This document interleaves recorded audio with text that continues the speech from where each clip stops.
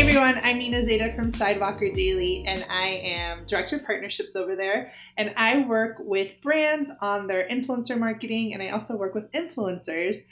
We have a community on Instagram that kind of blew up, so I'm a little bit on both sides of the equation here. And today I want to talk about micro influencers. This is a term that people like me on the brand side use to kind of put you guys in a box. We're like, okay, micro influencers, they're influencers that have, maybe under 30,000 followers.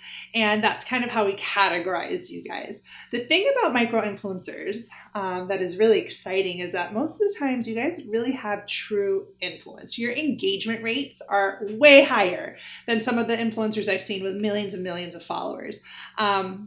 And you'll notice that engagement rate with you all is probably, I don't know, sometimes I've seen like 10%, 15%, whereas the average engagement rate is 2%. So just have that on your side that micro influencers tend to have really good engagement. Now, while you grow, this engagement can drop, so be prepared for that. But just as of now, where you are in your career, that is definitely something that's going to set you apart.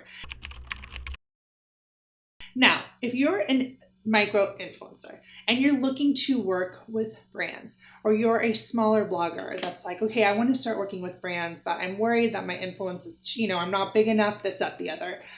There's hope. There's definitely hope for you guys, and there's things that you guys can do that can definitely set you apart. So I know everyone wants to know the magic number. When should I start reaching out?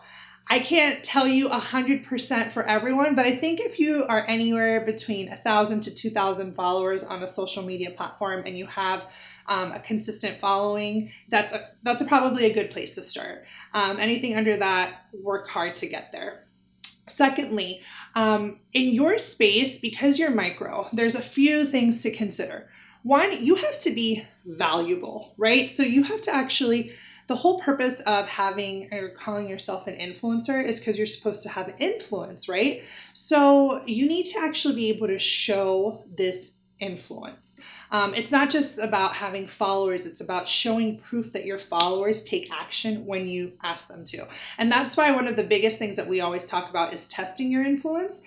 We actually even have a testing your influence program. I'll include the link below. But the whole point is, how many swipe ups do you get when you ask people to swipe up? How many clicks do you get? Do you even know if you're capable of selling something, or what type of engagement do you get on your posts? Even something as small, or maybe you don't even realize it, but marketers, we call it sentiment. And that's like if your comments, like if you post about something and everyone's like, oh my gosh, I want to go, I need to go there. How did I not know about this place? That's like a sentiment analysis. And that's information that's really helpful. Definitely print screen that and include it in your media kit, people, because sentiment can definitely take you a long way if you're a micro influencer. So if you're a micro influencer, I'm gonna tell you something here. You guys need to know your industry. You guys need to know, you need to know the analytics. You need to know, well, this isn't just for micro, right? This is for anyone, but this is something you should start learning now. Learn your industry, learn the analytics, learn how to read, how to create, to learn about your conversion rate. So for example, if you did a post and you have an audience of 2,000 or 1,000, let's just say 1,000, and you got, X amount of swipe ups, you can show what your conversion rate is. You take the number of people that swiped up and the number of people in your audience, and you can find that percentage and use that number. 30% of the people that I have promoted your product to took a call to action. They swiped up on it, and 30% just sounds good, So get to know how to use your analytics to work for you. Micro influencers, you guys also need to know the value of starting local. So when you are a micro, I always say start local. Now it's kind of hard to understand. Like I live in Miami, right? And I'm all like, I'm over it because I live here. But Miami is a destination that a lot of people are coming to. And I think you may not think your town or where you're from is important, but if they have a local CVB or they have like a local, tourism board in that state, every state has a tourism board, A, and B, like local towns, they're trying to drive tourism. So just because you don't think your town or your city is special does not mean it is not. People are booking tickets and flying there, right? If there's a direct flight or if there's an airport in your town, people are coming in. So start local to build up your credibility, and understand that when you are working local, let's just say you work with a brand that has multiple hotels. To give it some context, let's just say you work with a hotel that has multiple hotels all across the country, and you don't even ask for a sponsored stay. You're just kind of like, hey, I'd like to come around, take some photos, meet the team, get yourself out there. Again, meeting people in person. A lot of times people that work in tourism and travel. They may be in the California office and then they got relocated because their husband's job brought them to South Florida. You don't know where people know people. And a lot of times, like in these big hotels, they tend to like hop around. So if you're traveling to a country in the next 6 months, work with, and there's a hotel in that country and then that you may want to be pitching to, but there's also one in your hometown, you can start there. And that way you're kind of creating a case study that shows the content, that shows what you were able to do for them in your hometown, and use it when you pitch to a new destination. So they're like, oh, she already knows our brand. She already gets it. And this is the content that she did for this brand in this city. Even if it's like a free, you're just going there and shooting and asking them if you can go and, around the property and get a tour because you want to do a post on it. This is like long-term dating. This is like really taking a long-term approach. But if you want to be a travel influencer or a blogger, you need to work hard and you need to think long-term. This is not a get-rich-quick type of industry. This is not something that you can just, expect for it to fall in your lap. You need to hustle and you need to make those connections. And being a micro-influencer, by being a local expert, you're definitely setting yourself apart. And another thing, I'm just like really excited about this topic and talking really fast, so sorry about that. But another thing about being a local influencer, a local expert, is that your city may be a feeder market to a different city. So what does that mean? Let's just say you live in, New Jersey, but New York City is obviously, where you live in New Jersey could be considered a feeder market to the New York City Tourism Board. The same thing goes for countries. Like, let's just say there's tons of direct flights. You're based in Arizona, and Phoenix just got a new direct flight from Phoenix to London. I just made that up, but the point is for you to know what airlines have direct flights is a really good sneaky undercover way for you to understand the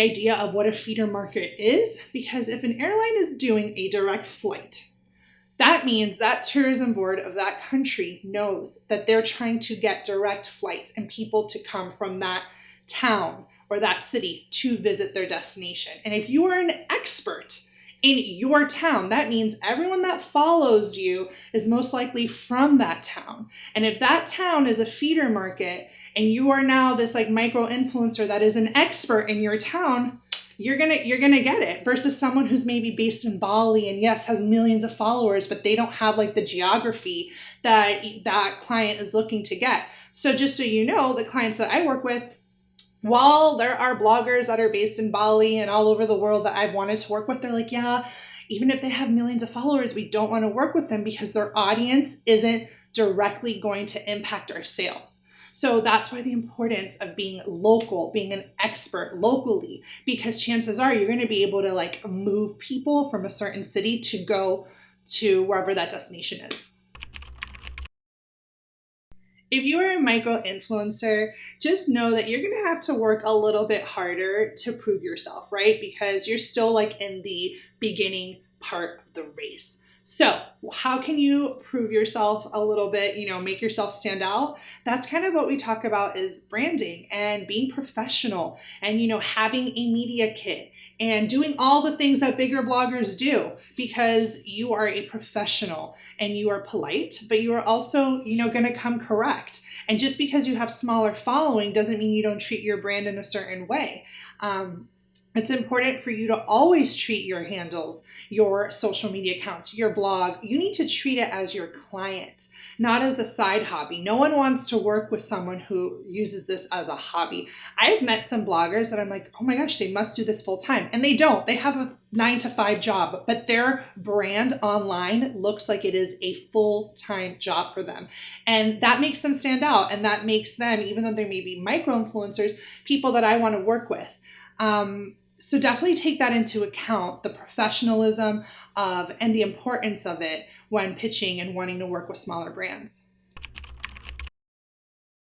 The last point, which is one of my favorite points that we're going to end today's video on, is when you're a micro influencer, there's a way for you to kind of position yourself a little bit more as like a content creator. So let's just say you're a really good photographer.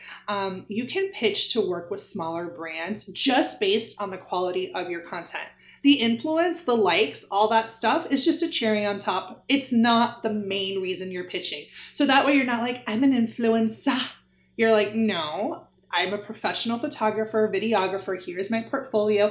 And on top, I have X amount of followers. I'd be happy to post. I'd be happy to story. I'd be happy to share this experience with my network. But you're not going in as an influencer. You're going in as a content creator, and you're going to be more likely to get the job or get the opportunity based on the quality of your content, and then use your influence as a way like to supplement it. So definitely remember, don't pitch yourself as an influencer if you are insecure about your numbers. Pitch yourself as someone that can provide a specialty skill, that has something, on the content side that's going to be useful, valuable to the brand that you're looking to work with. And don't forget, if you're a videographer, photographer, micro influencer that's going in and knocking on the door as a content creator, you're going to need a portfolio. That goes back to the professionalism, right? You're not just like, oh, look at my Insta.